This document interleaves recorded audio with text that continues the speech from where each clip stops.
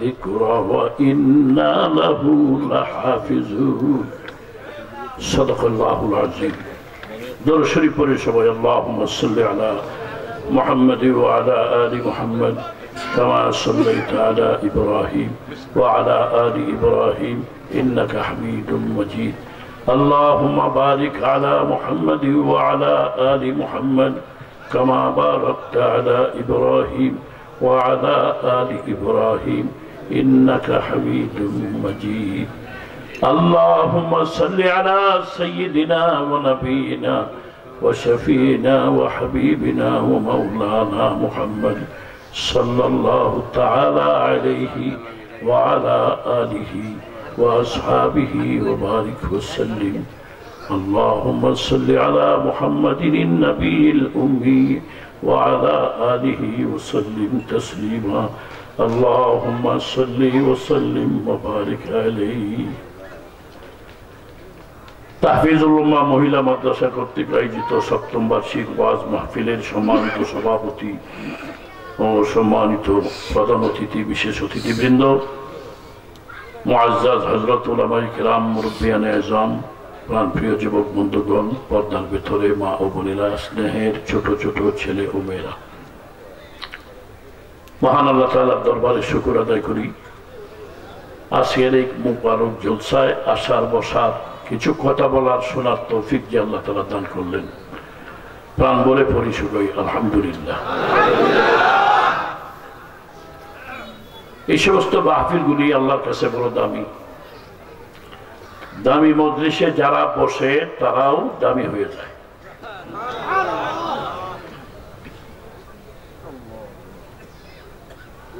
যতক্ষণ এখানে আখিরি মোনাজাত না হবে আল্লাহ নবীর ঘোষণা অনুযায়ী এই মাহফিলটুকু জান্নাতের বাগান যারা সুবহানাল্লাহ কোন নাই তারা কি বিশ্বাস করলেন না নাকি এখনো তো সুবহানাল্লাহ আওয়াজ করা হয়নি এবার স্যালাইন নেমে গেছে সাইডের দিয়ে নেমে গেছে আওয়াজ একটা মোটা আওয়াজ করেন সুবহানাল্লাহ যদি চোখে দেখতাম আর আমরা অনুধাবন করতে পারতাম বুঝতাম যে একটা তাসবির কত দাম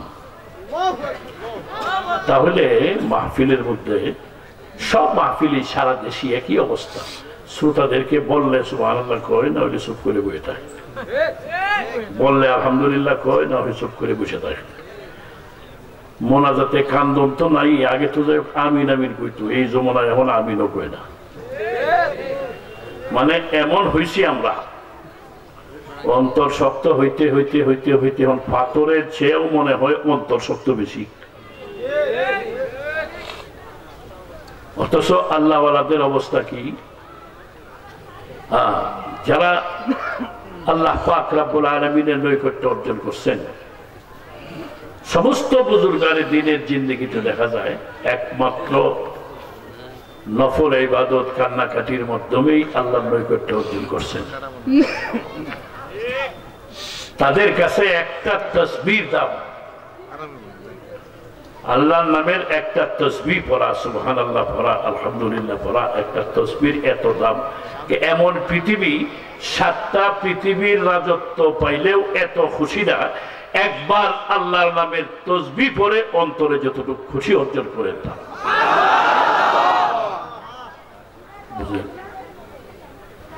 একটা পৃথিবী না এমন পৃথিবী 7টা পৃথিবীর মালিক অর্থাৎ 7টা পৃথিবীর রাজত্ব তার হাতে খুশি না যদি একবার আল্লাহু আকবার জপতে পারে তার অন্তর খুশি লাগে আল্লাহ বলে এজন্য হযরত শেখ সাদি কয় পেদল চুদ রাউবাসুন কাজী গাজ হযরত সাদি বলে রকম বারুখুন বানাদানি কাশিদি কেনা দাবা বসাহবত বরগুজিদি সরাসরি কয়েকটা কথা কারণ আমার সময় দেওয়া হয়েছে 1 ঘন্টা মোহতারাম সাহেব কানে কানে বলছেন হুজুর 1 ঘন্টার মধ্যে শেষ করতে হবে আপনারা দোয়া করবেন 1 ঘন্টা 1 মিনিটও যেন না যায় কারণ ওয়াক্তের পাবন্দি করা আমাদের আকাবের দ্বীনের উসুল এজন্য কি বলবো আমি জানি না কে কি অবস্থায় শুনবেন এটাও আমি জানি না, তবে বলতে পারি ইখলাসের সাথে কথা বললে, ইখলাসের সাথে আমলিয়াতের নিয়তে শুনলে কথা অল্প হোক বরকত বেশি হয়, ঠিক না?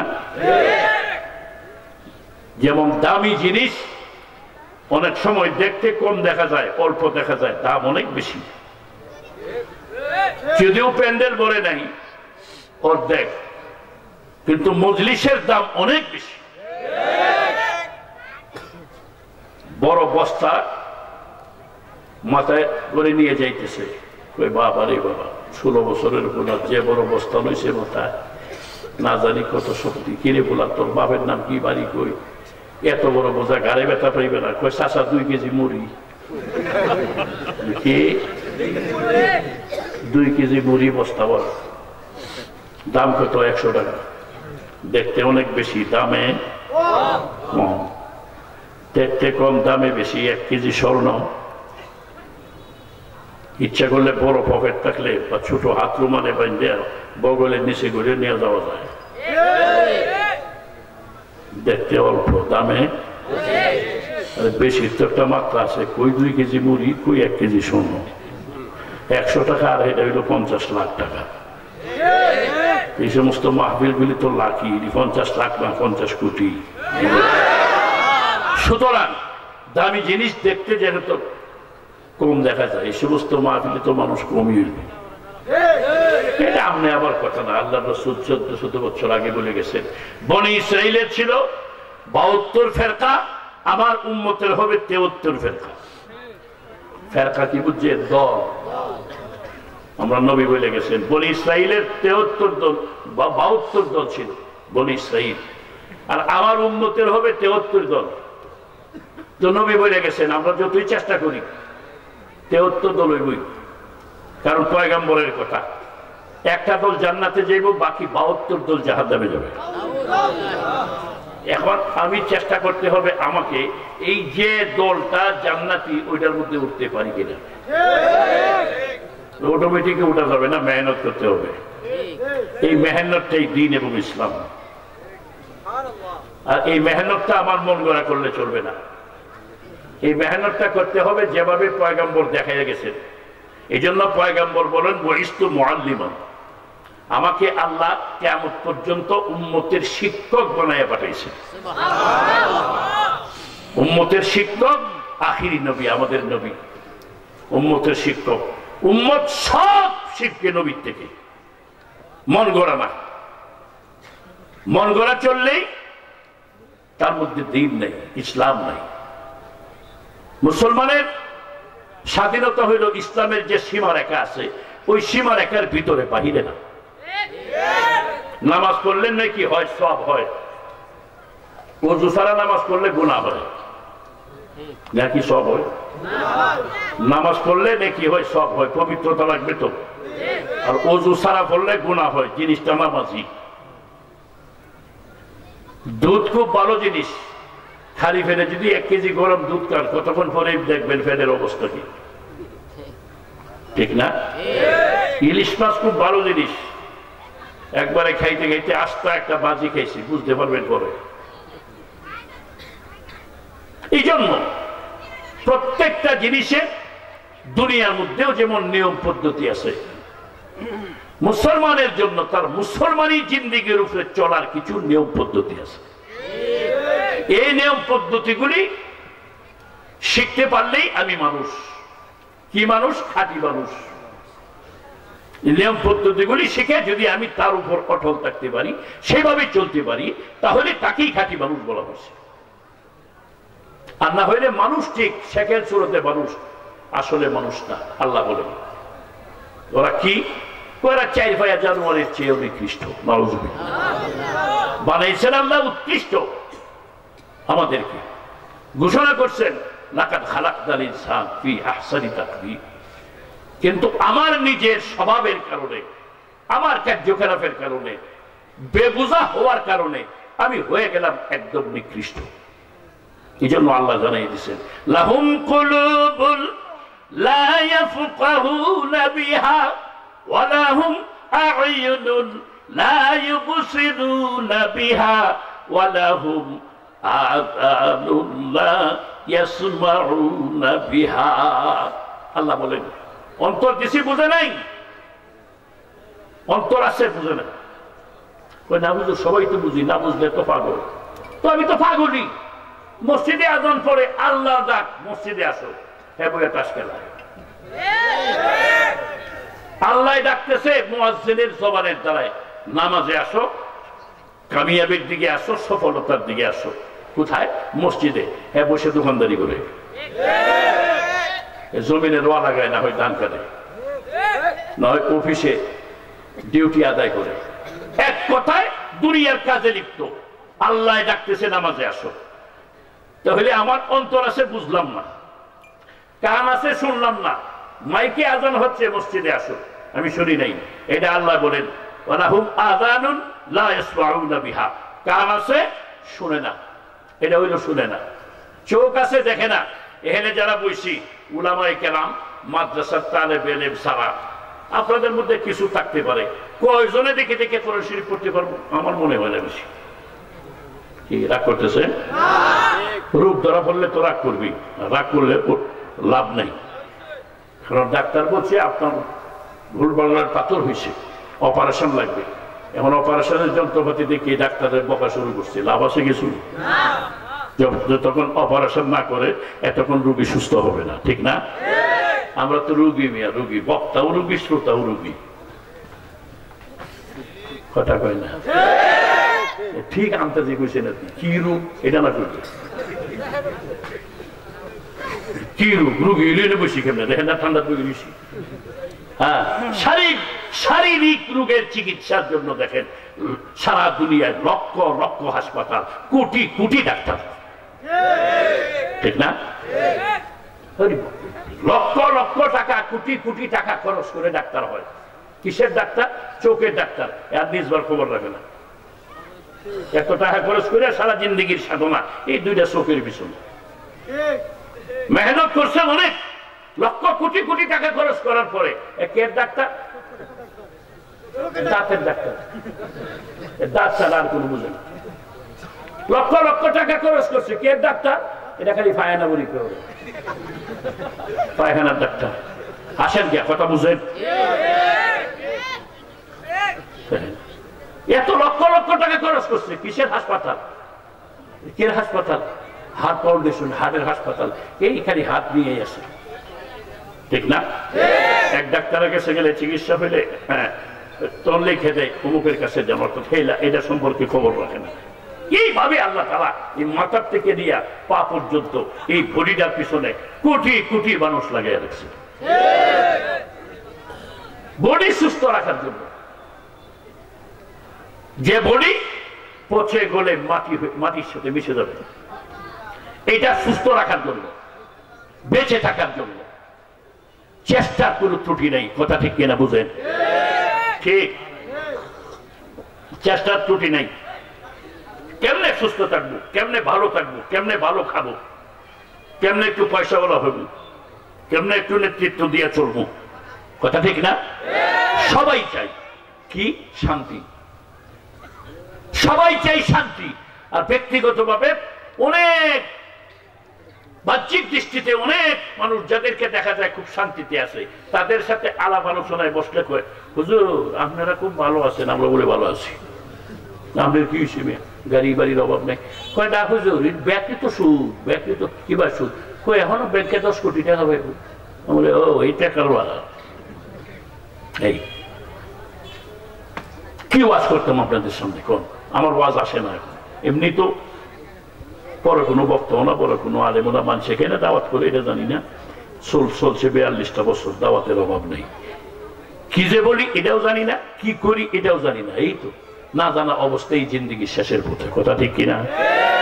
প্রত্যেকের কিন্তু একই অবস্থা। জীবনটা একটু দাম দিলাম না, একটু ঘোনা দেখেন, নিজের নিজে চেষ্টা করে চিন্তা করে দেখেন, আমার জীবনটাকে আমি বিলকুল কোনো মূল্যায়ন করিনি, অথচ জীবনটা কিন্তু অনেক দামি, অনেক লম্বা, অনেক লম্বা জীবন, অনেক লম্বা।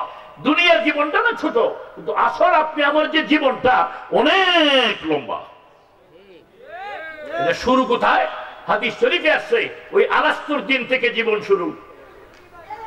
যেদিন আদম আলাইহিস সালামের পিঠে আল্লাহর কুদরতি হাত বুলাইছিলেন, কোটি কোটি রূহ বাইর হয়ে গেছিল অগ্নিস্ফুলিঙ্গের মতো। তখন একত্রে আল্লাহ জমা করে জিজ্ঞাসা করেছিলেন, আমি কি তোমাদের রব নই? আমরা উত্তর দিয়ে আসছিলাম, হ্যাঁ আপনি আমাদের রব। ওদিন থেকে আপনি আমার জীবন শুরু। রূহের জগতে চলে গেছে অনেক জীবন, জানি না কতদিন। ওখান থেকে আসলাম মার পেটের জগতে, ছোট্ট একটা জগৎ, 8-10 মাস গেল। এখন আছি দুনিয়াতে 60 বা 70 বছর। হাদিসের মধ্যে আসছে আমার উম্মতের গড় হায়াত 60 বা 70 বছর। এরপরের জগৎ কবর, ময়দানে হাসর পর্যন্ত, দুনিয়া কিয়ামত পর্যন্ত। কিয়ামতের পরে ময়দানে মাহাশর। কতদিনের জিন্দেগি? 50,000 বছর। দুনিয়ার 1000 বছরে হবে একদিন। বুঝে আসে? মজা লাগে না? দুনিয়ার 1000 বছরে একদিন, ময়দানে হাসরে 50,000 বছরে একটা দিন হবে। ময়দানে হাসর শেষ, তারপরে জীবন শুরু, আর শেষ নাই। এই সমস্তটা আগত জিন্দেগি আবার বানাতে হবে দুনিয়ার ছোট্ট একটা জীবন। এই অল্প সময়ের মধ্যে আমার জীবনটা বানাইতে হবে। যদি আমারটা আমি বানাইতে হবে, আর কেউ বানাই দিবে না। কোটি কোটি টাকার সম্পদ রেখে যান, আমার ছেলেরা তো আসি, ওরা পাঠাইবে না খবরে কিছু। কি পাঠাইবে? বছরে একবার 2-3টা গরু জবাই করিয়া, 7টা দেখতে হারি রান দিয়া, আত্মীয় স্বজন লইয়া মগজ গুলি কলিজা গুলি খাইয়া, আর গরিব মিসকিনদের খালি হাত দিয়ার কতটি চাউল দেয়। এই তো পোলা মানে আর কি পাঠাইব মনে লাগি খবরে। এই জন্য যা করে যাব সব নিজে, আমার জন্য আমি করে যাব। আমার এই জিন্দেগিটাকে সাজাইতে হবে। এই জিন্দেগিটা সাজানোর জন্যই আল্লাহ তাআলা যুগে যুগে যুগে যুগে জগতের মধ্যে পয়গম্বর পাঠাইছেন। 1,24,000 বা কমবেশ পয়গম্বর জগতে পাঠাইছেন। মানুষকে, যিনি স্রষ্টা, সৃষ্টির শ্রেষ্ঠ জাতি মানুষকে স্রষ্টার সাথে সম্পর্ক স্থাপন করানোর জন্য আসমানি বিধান দিয়েছেন। তৌরাত, জবুর, ইনজিল, কোরআন।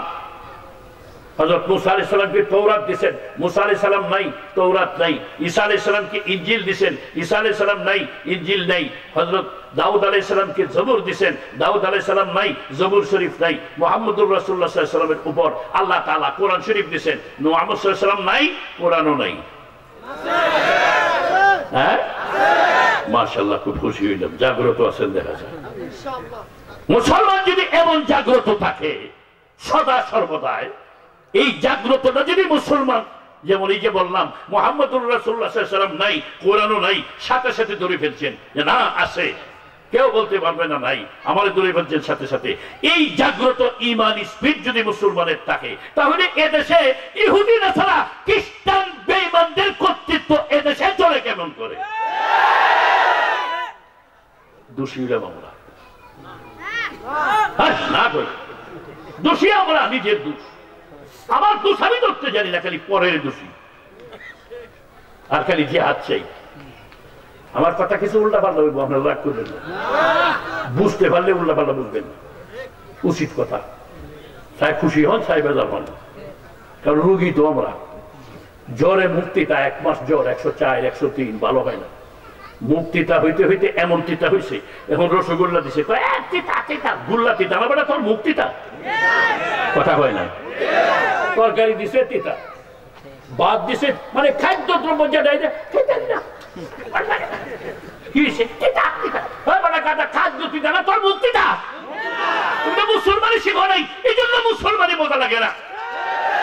মুসলমান মুসলমানের বিরোধিতা করে, হক কথা বললেও মুসলমান বরদাস্ত করতে পারে না। কারণ কি? তার মধ্যে মুসলমানই নেই।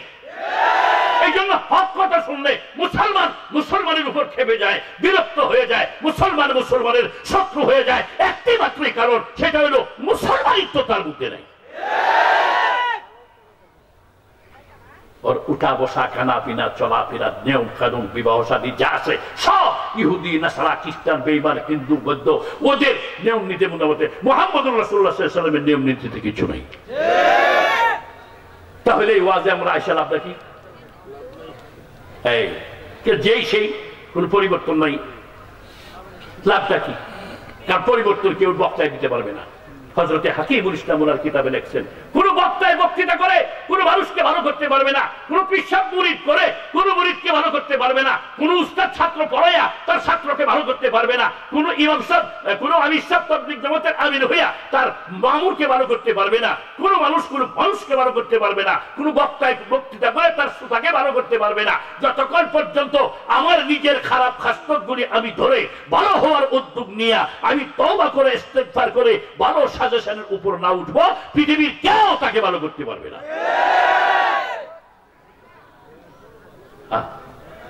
বড় জিনিসই এই জন্য হাদিস শরীফেও এটা আসছে, একদল আলেম নামদারি আলেম থেকে ফেতনা প্রকাশ পাবে, এটাও হাদিসে আছে। আলেমদের মধ্যে আল্লাহ তাআলা দুই ভাগ করে গেছেন, উলামায়ে সু, উলামায়ে হক। ঠিক, উলামায়ে সু যারা এরা জাহান্নামী, ওদের অনুসারী যারা ওরাও জাহান্নামী। উলামায়ে হক যারা ওরা জান্নাতি, ওদের অনুসারী যারা ওরাও জান্নাতি। এই সমস্ত মাদ্রাসাগুলিতে আলেমে হক তৈরি করা হয়। জোরে কোন সুবহানাল্লাহ। এই জন্যই শেখ সাদির কথা আনছিলাম, কি বলে, রকমবার খুদ বনাদানি কাশিদি কেনাদারা বসহবত বরগুজিদি কেনাদারা বসহবত বরগুজিদি তলব করদম জদানা একইপন মোরা গুফতন দেবানা দল মফাইওয়ান কে গর্দানা ये দরে খরবাসি ওয়াগরনা দা নিয়া বুলা তর বাবাসি। আল্লাহু আকবার বল। সবাই কয় নাই, দেখছেন মুখ বদ্ধ, জোরে কোন আল্লাহু আকবার। আরে বাবা, আল্লাহু আকবারের একটা তাসবিহ যদি কবুল হয়, আপনি জানেন না আজকের এই মজলিস থেকে 2-5 বার সুবহানাল্লাহ আলহামদুলিল্লাহ আল্লাহু আকবারের তাসবিহ জবানে বাহির করলেন, এই তাসবিহগুলি যদি কবুল হয় কিয়ামতের মাঠে নাজাতের জরিয়া হয়ে যেতে পারে। अगर कोई शुआइबा मुयस्सर शबानी से कदमी दो कदम है। हिदायत तो আল্লাহর কুদরতের হাতে, কোন পয়গম্বরের হাতে আল্লাহ হিদায়াত দেয় নাই। হযরত বেলাল হাবশী বলেন, পয়গম্বরের হাতে যদি আল্লাহ রাব্বুল আলামিন হিদায়াত দিতেন, আবু জেহেলের আগে আমি বেলাল হিদায়াত পাইতাম না। কত বড় কথা! পয়গম্বরের হাতে যদি আল্লাহ হিদায়াত দিতেন, আবু লাহাব আবু তালেব ওরা আগে হিদায়াত পাইতো, আমি বেলাল পাইতাম না। আর সরকারি ভাবে যদি সাপ্লাই হইতো বিদেশ থেকে হেদায়েত, জাহাজে আইতো চট্টগ্রাম থেকে ঢাকা পর্যন্ত আইতে অর্ধেক হেদায়েত শেষ হয়ে যেত। এরপরে যখন জায়গায় জায়গায় এমপি মন্ত্রী, এরপরে চেয়ারম্যান, ইউনিয়ন পরিষদ পর্যন্ত আইলই না, থানা টাওয়ার আগে মন্ত্রী করলো আমার ভাই বাতিজা বাইকনা থাকলে হেরালে দিয়ে তো হেদায়েত শেষ, তোমরা দিব করতে। কথা ঠিক না? এই জন্য হেদায়েত আল্লাহ কোন নবীর হাতেও দেয় নাই, তার কুদরতের হাতে রাখছে, তার কুদরতের হাতে রাখছেন। কাফের হেদায়েত আল্লাহ দিবেন, আর নবী এই জন্য বসে কাঁদেন, পয়গম্বর বসে বসে কাঁদেন যখন মক্কার কাফেররা ঈমান আনে না, পয়গম্বরকে পয়গম্বর মানে না, কুরআনকে আল্লাহর কালাম মানে না, আল্লাহর রাসূল চেহারা মলিন করে বসে থাকেন, কাঁদেন, চেহারা মলিন করে বসে থাকেন। আল্লাহ তো জানেন সব, এরপরেও জিবরাইলকে পাঠান, জিজ্ঞাসা করো আমার হাবিব কাঁদেন কেন, চেহারা মলিন কেন? আল্লাহ এই কারণে, ওরা কেন ঈমান আনে না, ওরা কেন ঈমান আনে না? আপনি তো আল্লাহ সত্য, যে হ্যাঁ আল্লাহর কোরআন সত্য, এলে থেকে করে এই ভিডিও এটা জায়েজ নাই, বলছে আপনারা করতে পারেন, আমি জানাই দিলাম কত, এটা কোনো জায়েজ নেই। ওয়াজ সব ইউটিউবে উঠে গেছে, কলবে যায় না, এই ঘটনা। হ্যাঁ, দেওবন্দ থেকে এখনো জায়েজের ফতোয়া আসে নাই, দেওবন্দ থেকে এখনো জায়েজের ফতোয়া আসে নাই। হুজুর আপনারাই তো করুন, এই তো কথা, মুশকিল তো এই। আল্লাহ সব উঠে গেছে এখন ইউটিউবে, মোবাইলের ভিতরে। আসলে দরকার কি? কলবের ভিতরে। আল্লাহ রাসূল বলছেন, আলা ইন্না ফিল জাসাদি মুযগাতান ইযা সালাহাত সালাহাল জাসাদু কুল্লুহু ওয়া ইযা ফাসাদাত ফাসাদাল জাসাদু কুল্লুহু আলা ওয়া হিয়াল কলব। আমার উম্মত প্রত্যেকটা মানুষের ভিতরে এমন একটা গোশতের টুকরা আছে, ওই গোশতের টুকরাটা যদি ঠিক হয় মানুষটা ঠিক, এই গোশতের টুকরা যদি ঠিক না থাকে মানুষটা ঠিক না। গোশতের টুকরাটা কি? রাসূল বলেন আলা ওয়াহিয়াল কলব, এটা হলো তোমার কলব। কলব মানে কি? অন্তর। অন্তর গোশতের টুকরা। এটা ঠিক, সব ঠিক, এটা ঠিক নাই, কিছু ঠিক নাই। ওটা ঠিক হইব কেমনে? হাদিস শরীফে তো আসছে, হাদিস শরীফে আসছে মানুষ যখন একটা গুনাহ করে কলবের মধ্যে একটা কালো দাগ পড়ে। যত বড় গুনাহ তত বড় দাগ, যত বেশি গুনাহ তত বেশি দাগ। দাগ পড়তে পড়তে পড়তে পড়তে কলবটা সবটা কালো শিয়াবিষ্টি হয়ে যায়। এটা সাফ করে না, পরিষ্কার করে না, আবার গুনাহ করে, আবার দাগ পড়ে, আবার গুনাহ করে, পড়তে পড়তে যখন গুনার মুঠা পর্দা পড়ে যায় কলবের উপরে, তখন আর ভালো কথা কলবের ভিতরে গিয়ে ঢুকে না। যেমন মুখ বদ্ধ রেখিয়া রসগোল্লা নিয়ে যদি ঠুটের উপরে গালের মধ্যে বসেন, মজা পাইবেন? মজা পাওয়া যাইব? আমার চা দিতেছে, মুখে না যদি মাথার দিলে দেই, মজা পাওয়া যাইব? খাদ্য দ্রব্যের মজা যেমন জিহ্বার সাথে লাগলে পাওয়া যায়, আল্লাহর রাসূল বলেন ওয়াজের মজা, আজানের মজা, আমলের মজা, তেলাওয়াতের মজা, দান খয়রাতের মজা, যাই কিছু করো নেক আমলের মজা কলবের সাথে লাগলে পাওয়া যায়। ঠোঁট বদ্ধ রেখে উপরে খানা বসলে যেমন মজা পাওয়া যায় না, কলবের উপর গুনার মুঠা পর্দা রেখে ওয়াজ শুনলে ওয়াজের মজা পাওয়া যায় না। যেই সেই হয়। এই জন্য ওয়াজও শুনে সুদও খায়, ওয়াজও শুনে ঘুষও খায়, ওয়াজও শুনে আল্লাহ নবীর সুন্নতের গলায় ছুরিও দেয়, ওয়াজও শুনে নামাজও কাজা করে, ওয়াজটা শুনে গিয়ে ঘুমায়, সকাল 8টার সময় উঠে বিবি নামাজ পড়ে ডাক দিয়ে কি ব্যাপার ওয়াজটা শুনে আইলেন, এত বড় মাহফিলে গেলেন, বড় বড় আলেমদের ওয়াজ শুনলেন, ফজর নামাজটা পড়েন নাই, বড় বড় চোখ করে চায়, আরেকবার ডাক দিলে কেমন করে এলাম। ঠিক না বিঠে? এই হলো হাফেজা আগের ওয়াজ লেখাহি সুরাখুল বাখাসুম। আরে বা মুসলমান আল্লাহ আল্লাহ, বাবু রামন রাম রাম, বা মুসলমান আল্লাহ আল্লাহ, বাবু রামন রাম রাম। এমন কিছু মুসলমান যখন হিন্দুদের কাছে গিয়ে বসে, তাদের পূজার মণ্ডপের মধ্যে যায়, দুর্গা পূজার যায়, হরে রাম হরে কৃষ্ণ, আবার যখন ওয়াজ মাহফিলে যায় সামনে দেব সুবহানাল্লাহ সুবহানাল্লাহ, সুরের গোরের সুর। কথা কয় না, কথা কয় না, ধুমুকা নীতি। এই জন্য আজ মুসলমান সারা দুনিয়ায় মুসলমান, এই জন্য মাই খেতেছি আমরা। না হয় মুসলমান মায়ের খাবার জাতি না, মুসলমান মৃত্যুকে ভয় করার জাতি না, মুসলমান মায়ের খাবার জাতি না, মুসলমান সবসময় লাকি। যেমন গ্রামের বাড়িতে আমাদের দেশে একটা প্রবাদ আছে, হাতি থাকলেও লাখ টাকা, মরলেও লাখ টাকা। মুসলমান মরলেও লাকি, থাকলেও লাকি, যদি মুসলমান হয়ে থাকে। কথা ঠিক না? আল্লাহ আল্লাহ মুসলমান। এই জন্যই আল্লামা সুয়ুতি ওনার কিতাবের মধ্যে এক ঘটনা লেখছেন, সাবের 3টা যুবক, ওরা মুসলমানের সাথে যুদ্ধ করতে গেছে, রোমানদের সাথে যুদ্ধ করার পরে ধরা পড়ছে। 3টা যুবক বন্দী হয়ে গেছে কাফেরদের হাতে। মুসলমান বিজয় হয়েছে ঠিক, লেকিন 3 জন মুসলিম যুবককে বন্দী করে কাফেরে নিয়ে গেছে, নিয়ে কাফেরের রাজার সামনে হাজির করছে। বাদশা বলে ওরা কারা? ওদেরকে বন্দী করে নিয়ে আসছি। মুসলিম যুবক, আবার 3টা যুবক একই ভাইয়ের সন্তান। আল্লামা সুয়ুতি ওনার কিতাবে লেখছেন সুন্দর ঘটনা। আল্লাহ শারহ সুদুর ফি হালিল মাউতা ওয়াল কুবুর কিতাবের নাম, দেখবেন উলামায়ে কেরাম খুব সুন্দর লেখছেন আল্লামা সুয়ুতি রাহমাতুল্লাহ আলাইহি। 3 ভাই, তারা 3টা যুবক, এক মায়ের সন্তান, 3 ভাই, একজনের চেয়ে একজন কম না দেখতে শুনতে। বাদশা বলে যুবকরা তোমরা তো বন্দী হয়ে গেছো, এখন কি করবা? ঈমান আনবা? তোমরা কি ঈমান ছাড়বা? না তোমাদেরকে যদি ঈমান ছাড়ো আমাদের ধর্মে আসো ছেড়ে দিব, আর যদি মুসলমানই থাকো তাহলে মৃত্যুদণ্ড। কেমনে মৃত্যুদণ্ড? গরম ডেকচির, গরম তৈল ডেকচির মধ্যে তৈল গরম করে ওই তেলে ছেড়ে তোমাদেরকে মৃত্যুদণ্ড দেওয়া হবে। কি করবা বলো? 2 ভাই চুপ করে রয়েছে, বড় ভাইকে মোটাকাল্লিম বানিয়ে দিছে। বড় ভাই যা বলে, আমরা 2 ভাই মামুর, বড় ভাই যা বলে। বড়জন সামনে গেছে, বাচ্চা কি বলেন? ঈমান ছাড়বা না মরবা? মুসলমান মৃত্যুকে ভয় করে না, মরতে পারি, জান যেতে পারে, টুকরা টুকরা হয়ে যেতে পারি, ঈমান ছাড়তে পারবো। বুঝল মুসলমান? বাচ্চা তোমার যা ইচ্ছা তা করো, ঈমান ছাড়বো না। বাচ্চা বলে আরো দেখছি, 3টা দেখছি আনছে, বড় তৈল, জ্বালাও আগুন, জাল দিতেছে। এবার বাচ্চা বলে একদিনের জালে হবে না, রাত্রে দিনে 3 দিন পর্যন্ত আগুনে জাল দেওয়া হয়েছে, ওই তৈল গরম, এত গরম করা হয়েছে, টকবকা তৈল। এবার বাচ্চা বলে দেখ তোরা ঈমান ছাড়লে তোদেরকে, যদি ঈমান ছাড়স তাহলে তোদেরকে রেহাই দিয়ে দিব, তোদেরকে একদম মাফ করে দেব, তোরা থাকবে এখানে রাজকীয় অবস্থায়, বাচ্চার অতিথি হিসাবে তোমরা থাকবে, তোমাদের সব ব্যবস্থা করে দিব। এবার মুসলিম যুবক বলতেছে, বাচ্চা এক কথা বারবার বলবো না, যাহা ইচ্ছা তাহা করো, মুসলমান এমন জাতি জান দিতে পারে ঈমান দিবে না। এবার বাচ্চা হুকুম দেয়, বড়টারে ধরে ডেক্সির মধ্যে ফেলে দাও। যুবকেরা খেয়াল করেন, সম্ভব?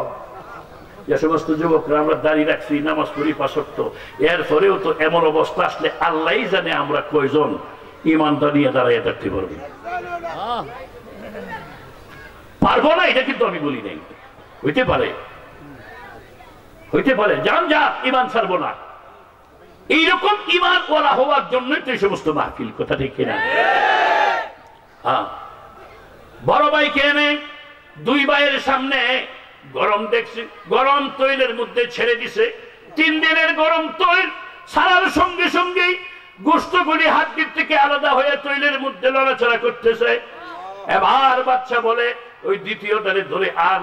দ্বিতীয়টাও সামনের দিকে আসতেছে, একটু অনুনয় বিনয় করে না, চিন্তা করে না, কান্নাকাটি করে না, ভয়ের সামান্যতম আলামত চেহারার মধ্যে নাই। কারণ কি? ভিতর তো মজবুত, ঈমানি পাওয়ার আছে। ঈমানের মতো দৌলত যেমন তোরের মধ্যে থাকবে, মৃত্যুর ভয় তার অন্তরে থাকবে না। বড় শক্তি। এবার বাচ্চা বলে, দ্বিতীয়টারে আরেকটা ডেক্সিতে ফেলা। দ্বিতীয় ডেক্সি দ্বিতীয়টারে ফেলে দিছে, 2টা শেষ। উজিরে আজম, বাচ্চার বড় উজির, তার মায়া লাগছে তৃতীয় ছেলেটা দেখে, এটা আরো সুন্দর। কয়, বাচ্চা আমার একটা কথা রাখেন, সেটা কি? এই ছেলেটাকে একটু সময় দেন, আমি চেষ্টা করি, ওরে যদি আমি ঈমান ছাড়াইতে পারি তাহলে ওরে রেখে দেব, আপনি একটু সময় দেন। কয়দিন? কয় 40 দিন। 40 দিন সময় দেন, আমি ওকে ওর ধর্ম ছাড়িয়ে দিব। যদি না পারো, না পারলে আপনি বলেন যে না পারলে এই ছেলেরও জান যাবে, তোমারও জান যাবে। উজির বলে ঠিক আছে। এবার বাচ্চা বলে, কিভাবে তার ঈমান ছাড়াইবা? কয়, বিশ্ব সুন্দরী আমার মেয়েটা, আমার একটা যুবতী মেয়ে আছে অবিবাহিত, এই বিশ্ব সুন্দরী, ওই মেয়ের সাথে তাকে এক কামরায় রাখবো, 1 রাত্রর বেশি লাগবে না তার ঈমান নষ্ট করতে। জোরে জোরে কর নাউজুবিল্লাহ। কথা বুঝতেছেন কিনা? হ্যাঁ, আওয়াজ বেশি করা না। মনটা আছে এখানে? মনটা এনে রাখেন, একদম অন্তরের কানটা খুলে দেন। এই সমস্ত মাহফিলে গেলে নিয়ম হইল অন্তরের কান খুলে শোনা। এই কান না, এই কান তো আমারও আছে, গোড়া গাদারও আছে। মৌলানা রুমি কয়, সখুনাত গুশে দিল বায়াদ সনুদ গুশে গেলে জানা দারাদ হিচে সুদ গুশে গেল পা জুমলা হায়ওয়ান হামদ মস্ত গুশে দিল মখসুস নসলে আদমাস। মানুষকে আল্লাহ তাআলা অন্তরের কান দিয়েছেন কেন? মানুষ আমার বড় আদরের। আসমান জমিন চাঁদ সূরজ গ্রহ নক্ষত্র, দুনিয়ার মানুষ, যা কিছু তুমি দেখো, যা কিছু তুমি দেখো না, সব আমি আল্লাহ সৃষ্টি করছি একমাত্র তোমাদের জন্য। তোমাদেরকে বানাইছি আমি আল্লাহর জন্য। সুবহানাল্লাহ। যেমন রাত 4:30 বাজে দেখছেন সুবহানাল্লাহ আওয়াজ এত বড় মজলিস, জোরে বলবে সুবহানাল্লাহ। তাজা তাজা মানুষটি বসে সুবহানাল্লাহ আওয়াজ দেখছেন, সুবহানাল্লাহ, যেমন কি দাদা কি গেছে মুসলমান। আর জোরে জোরে করে আল্লাহু আকবার। জাদ্দিদু ঈমানাকুম। আল্লাহর রাসূল বলতেন সাহাবীদেরকে, জাদ্দিদু ঈমানাকুম, আমার সাহাবীরা তোমাদের ঈমানকে নতুন করো। ফাকাইফা নুজাদ্দিদু ঈমানানা ইয়া রাসূলুল্লাহ, ঈমান আবার কেমনে নতুন করে গো আল্লাহর হাবিব? আল্লাহর রাসূল বলেন, বেশি বেশি ঈমানের তাজকিরা করো, ঈমানের আলোচনা বেশি বেশি শোনো, বেশি বেশি করো, লা ইলাহা ইল্লাল্লাহ তাসবিহ বেশি বেশি পড়ো, ঈমান তাজা হয়ে যাবে। এটাই হলো তোমার সবচেয়ে মূল্যবান জিনিস, ঈমান, সবচেয়ে মূল্যবান জিনিস। উজির বলে, বাচ্চা আমার মেয়েটা সহ এই যুবতীকে একই কামরার ভিতরে রাখবো, তাহলে তার ঈমান নষ্ট করে দিব। বাচ্চা সময় দিল 40 দিন। যাও, যদি 40 দিনের মধ্যে তার ঈমান নষ্ট করতে না পারো, ওই ছেলের যেমন দেখছি গরম তৈলে তার জান দেয়, তোমার এবং তোমার মেয়ে, তোমরা দুইজনেরও জান যাবে। রাজি হয়ে গেছে। এবার উজিরে আজম ওই যুবক ছেলেটাকে 3 নাম্বার ভাই তাকে নিয়ে তার মেয়ের কাছে গিয়ে মেয়ের বলে, মা তোমার একটা কাজ করতে হবে, দেখো আরবি এক যুবক, এত সুন্দর ছেলে আমার জীবনে দেখি নাই, যদি তুমি কাজটা করতে পারো ছেলেকে রেখে দিব, এই ছেলের সাথেই তোমাকে বিয়ে দিব। কাজটা কি?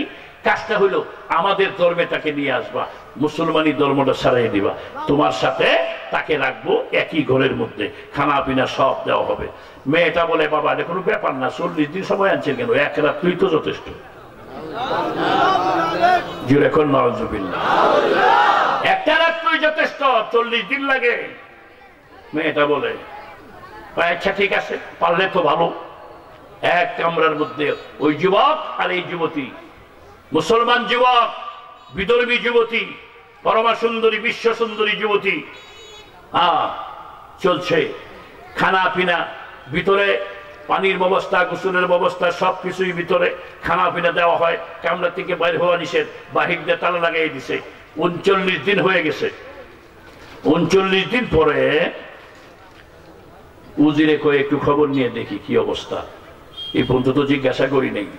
মেয়েটাকে ডেকে আনছে, মা খবর কি? ওই সুন্দরী মেয়ে তার, মা কি খবর, কদ্দুর কি করতে পারলা? বাবা কি করব, এটা কি মানুষ দিছ না এটা গাছ না পাথর, কিছুই বুঝে আসে না। আল্লাহ। হুজুর বলে, কি ব্যাপার? কি ব্যাপার বলতেছো তুমি?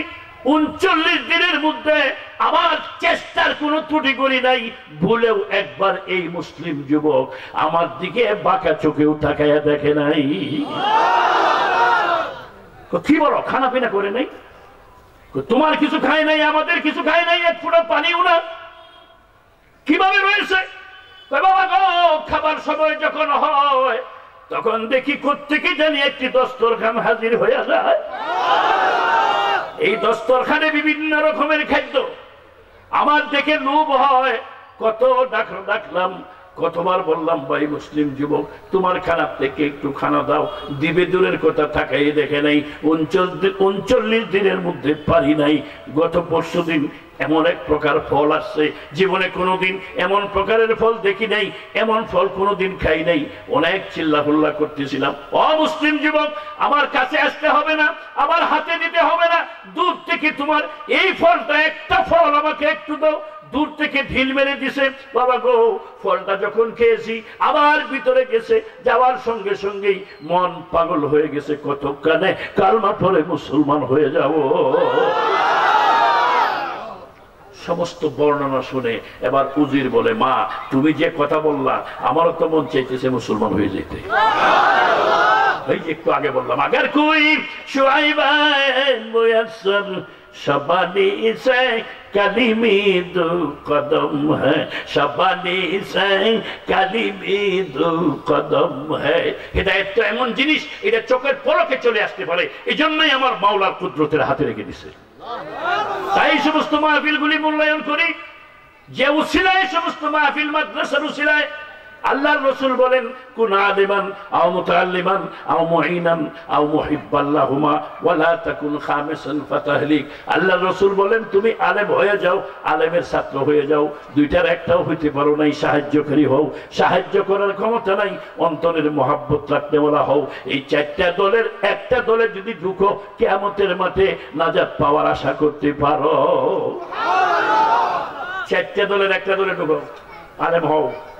নবী তো বলছেন, আমার উম্মতের মধ্যে সর্বোত্তম সর্বশ্রেষ্ঠ ব্যক্তি যে কোরআন শিখে অন্যকে শিক্ষা দেয়, ঠিক না? আর যেখানে শিক্ষা দেওয়া হয়, এখানে যারা সহযোগিতা করে তারা কি তারা চেয়ে কম? এই জন্য রাসূল বলেন, সাহায্যকারী হোক। সাহায্যও যদি করতে না পারো, মহব্বত রাখতে বলা হোক। কারণ মহব্বত তো এমন জিনিস, হযরত সাহাবায়ে কেরাম পয়গম্বরকে মহব্বত করছেন, মহব্বতের দ্বারাই অনেক সাহাবী নিঃস্ব গরিব পয়গম্বরের দরবারে পড়ে রয়েছেন, খানা আসলে খাইতেন, না খেয়ে পড়ে থাকতেন, ঘন্টার ঘন্টা উপবাস থাকতে থাকতে দুর্বলে বেহুশ হইয়া ঘন্টার ঘন্টা পড়ে থাকতেন পয়গম্বরের দরবারে। আর পয়গম্বর এই মাদ্রাসা করেছিলেন মসজিদে নববীতে, সমস্ত ওয়াকিয়া ঘটনা টান দিলে অনেক লম্বা সময় প্রয়োজন। এই মাদ্রাসার সম্পর্ক মদিনা মুনব্বরার সাথে, মদিনা মুনব্বরার সম্পর্ক ডাইরেক্ট আসে মহল্লার সঙ্গে, কথা ঠিক না বেঠিক? সুতরাং আমাদের হেড অফিস তো এখানে, ওখান থেকে যত করে ফায়সালা না হয় এতক্ষণ আমরা যা বলি, যা ইচ্ছা তাই আমরা করতে পারবো না। ফায়সালা ওখানে লাগবে, বক্তৃতা করা যায়, মঞ্চ গরম করা যাবে, কিন্তু প্র্যাকটিক্যালে নামতে হইলে ফায়সালা লাগবে ওখানে। ওখানের ফায়সালা ছাড়া হবে না। 13 বছর মাইর খেয়েছে মিয়া। নববতীর জিন্দেগির দুইটা ভাগ, 13 বছর আর 10 বছর। মক্কি জিন্দেগি 13 বছর। 13 বছর মুসলমান, পয়গম্বর 13 বছর মাইর খাইছেন। খালি মাইর দেওয়ার হুকুম আসে নাই। আল্লাহ কি বুঝে না কোন সময় দিতে হবে? যখন হুকুম আসছে কিভাবে আসছে? মুসলমান ওদেরকে যেখানে পাইবা সেখানেই ধরো, ওখানেই মারো, কাটো, ধরো, মারো। মন গড়া বললে হবে না। আমরা তো মন গড়া চাই অনেক সময়, জেহাদ জেহাদ জেহাদ চাই। তোমার কইছে কে জেহাদ চাইতা? জেহাদ চাওয়া তো মানে গজব চাওয়া। জেহাদ চাওয়া মানে গজব চাওয়া, বুঝেই না তো। কি দেখাইছো? এত উষা মুরুখ জবাই করছি, গাদার ঘরের গাদা, এত উষা তো খাসি হয় না, কই নিচে হাত ধরতে মনে নেই। আমার অবস্থা তো এই। আর কতগুলি আছে খালি হুজুরের মাঠে কথা বলছে। এই জন্যই আমাদের আকাবেরি দিন বহুত বুঝতে। এদেশ থেকে এই সাদা সম্রাট দল ইংরেজদেরকে তাড়াইছিলেন একমাত্র আকাবেরে দেওবন্দ।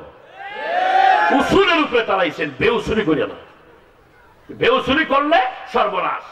ওহুদের মধ্যে বেউসুলি মাত্র 50 জনের মধ্যে কয়েকজন বাকি ছিলেন, বাকি সব বেউসুলি করছিল। আর এই বেউসুলির কারণেই পয়গম্বর নিজে আহত হয়ে গেছিলেন। কিয়ামত পর্যন্ত উম্মতের শিক্ষা উসুলের মধ্যে কাজ করতে হবে, যাই কিছু করো, বেউসুলি করা যাবে না। পয়গম্বর শিক্ষা দিছে। পয়গম্বর বলছেন তোমরা এনে যুদ্ধ করো, আর তোমরা এখানে পাহারাদার থাকবা এই গিরিপথে। কারণ পয়গম্বর তো বড় পারদর্শী ছিলেন। ওহুদে যখন গেছেন, গিয়া ওহুদের মাঠে দাঁড়াইছেন। ময়দানটা খুব বেশি বড় না। দাঁড়াইয়া চতুর্দিকে একবার নজর করছেন। নজর করে বুঝতে পারছেন মুসলমানের খাতরা হইল এই রাস্তাটা। পাহাড়ের ভিতর থেকে পিছন দিক দিয়ে আসছে যে রাস্তা, এটা হইল মুসলমানের খাতরা। এই রাস্তাটা যদি আমরা অবরোধ না করি তাহলে পিছন দিক দিয়ে কাফের এসে হামলা দিতে পারে, মুসলমানদেরকে বেকায় দেয় ফেলতে পারে। যে কারণে হযরত জুবাইর রাদিয়াল্লাহু আনহুর নেতৃত্বে 50 জন সাহাবীকে আল্লাহর হাবিব বললেন তোমরা এখানে পাহারাদারি করবা, যুদ্ধ করতে হবে না। পরবর্তী নির্দেশ না দেওয়া পর্যন্ত এখান থেকে লড়তে পারবা না। যুদ্ধ শুরু হয়ে গেল। অল্প সময়ের মধ্যেই অনেক কাফের মারা পড়ছে। অনেকেই তলোয়ার রেখে, ডাল তলোয়ার রেখে, মাল সামানা রেখে, মাঠ ছেড়ে ছেড়ে পালাইতে পালাইতে ময়দান খালি হয়ে গেছে। আল্লাহ বিরাট বিজয় মুসলমানকে দিয়ে দিছে। যখন মাল জমা করতেছে এখানে পাহারাদার যারা, তারা কি বলে, এখন তো যুদ্ধ শেষ, আমরাও যাই গনিমতের মালে অংশগ্রহণ করি। হযরত জুবাইর রাদিয়াল্লাহু আনহু বলেন পরবর্তী নির্দেশ না হওয়া পর্যন্ত আমি যেতে পারবো না। আরে আল্লাহর রাসূল তো বলছেন যুদ্ধ চলাকালীন, কয় না হুজুর বলছেন পরবর্তী নির্দেশ, মানে নাই, চলে গেছে। মাত্র কয়েকজন রয়েছেন, বাকি সব চলে গেছে। আর খালিদ বিন ওলীদের নেতৃত্বে কাফেরের এক বিরাট দল পিছন দিক দিয়ে এসে দেখে রাস্তা খালি, মাত্র কয়েকজন হামলা করে এগুলিকে শহীদ করে পিছন দিক দিকেই এমন ভাবে আওয়াজ করছে, ও মক্কার কুরাইশেরা কোথায় আসো, মুসলমানদেরকে বেকায়দায় ফেলে দিছি, চলে আসো। এই সব নেমে গেছে। ভয়াবহ যুদ্ধ শুরু হয়ে গেছে। একসাথে জলিলুল কদর 70 জন সাহাবী একসাথে শহীদ হয়ে গেছে, একটু বেউসুলের কারণে। হ্যাঁ, এই জন্য মুসলমানের সব উসুলের মধ্যে হইতে হবে। তাই আমাদের দরকার হইল ঈমানে মজবুত। এবার ওই উজির বলে, মা কিছুই পারলা না, তোমার কথা শুনে আমারও তো মনে হইতেছে আর পারবে না। 39 দিনে যখন পারো নাই, একদিনে আর পারবে না। যখন 40 দিন হয়ে যায় তোমার আমার সকলেরই গর্দান যাবে। গরম তৈলের মধ্যে আমাদেরকে বাজি করবে, গরম তৈলে ফেলাইয়া মারবে। চলো আজকে রাত্রে এখান থেকে বেরিয়ে যাই। 2টা ঘোড়া নিয়ে আসছে উজির। একটা ঘোড়াতে মুসলিম যুবক, আর এক ঘোড়াতে তারা বাপ মেয়ে 2 জন। চন্দ্রী রাত্র, খুব গোপনে তারা গোপনে 3 জন বাদশার বাড়ির থেকে বেরিয়ে চলে যাইতেছে। মরুভূমিতে চলতেছে, অনেক দূরে চলে গেছে। হঠাৎ করে শুনে একদল মানুষ ঘোড়ার পিঠে সওয়ার হয়ে আসতেছে। বিরাট এক বাহিনী বোঝা যায়, ওরা আসতেছে, ঘোড়ার আওয়াজ শোনা যায়। ওই উজির চিন্তা করতেছে, না জানি ওরা কারা, আবার বাদশার দল আসলো কিনা আমাদেরকে ধরে নিয়ে যাইতে। যখন কাছে আসতেছে হঠাৎ করে দেখে না 10-12 জনের একটা জামাত, বেশি মানুষ না, চন্দনী রাত্র কাছে আসছে। যখন কাছে আসছে এমন সময় ওই মুসলিম যুবক ঘোড়ার পিঠ থেকে নেমে লক্ষ্য করে দেখে তার বড় ভাই মেজো ভাই যে 2 ভাইকে বাদশা গরম ডেকচির মধ্যে মেরেছিল, ওই 2 ভাই 2টা ঘোড়া সহ আরো 10 জন ফেরেশতা সহ হাজির হয়ে গেছে। ছোট ভাই দৌড়ে গিয়ে বলছে, ভাই তোমরা কোত্থেকে আসলে, তোমাদের কি হালাত, তোমরা কোত্থেকে আসলা?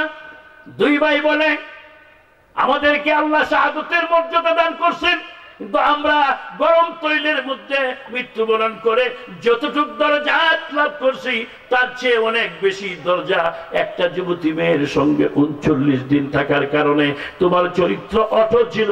আল্লাহর ভয়ে তুমি 1 বিন্দু পরিমাণ তোমার চরিত্র নষ্ট করো নাই, মনের অবস্থাও ভালো ছিল। আল্লাহ তাআলা খুশি হয়ে ফেরেশতার জামাত সহ আমরা 2 ভাইকে পাঠাইছেন ওই মেয়ের সাথে তোমাকে বিয়ে পড়ানোর জন্য। আল্লাহ পাক রব্বুল আলামিন যদি খুশি হয়ে যান, রাজি হয়ে যান, তাম পৃথিবীর মানুষ যদি আপনার বিরুদ্ধে চরণ করে, এক আল্লাহ রাজি কিছু করতে পারবে? এক আল্লাহ নারাজ, তাম পৃথিবীর মানুষ আমার খুব প্রশংসা করে, পৃথিবীর মানুষ কিছুই করতে পারবে না। সারা দুনিয়া রাজত্ব করছেন নমরুদ, আল্লাহ ধ্বংস করে দিচ্ছেন।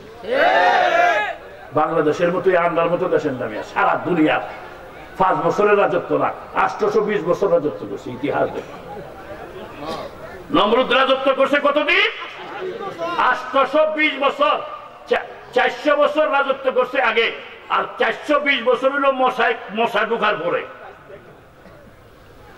820 বছর রাজত্ব করছে, 420 বছর খালি আল্লাহ একটা মশা মাথার মধ্যে ঘুরে ঘুরে ভিতরে জাসিন কলকবজা সব খাওয়াইছে মশা দিয়ে। আল্লাহু আকবার।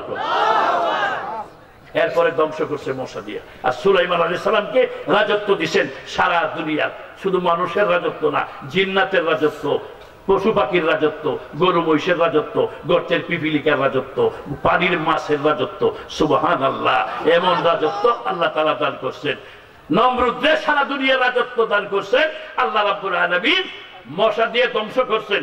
আর সুলাইমান আলাইহিস সালামকে আল্লাহ রাজত্ব দান করছেন, তারে না মশার কাছে ঠেকাইছেন। কেমন আল্লাহ বুঝেন, উড়ে বসা করে গে, সেই যে উঠতেছে ভাল লাগে না, কুয়াশ ভাল লাগে না।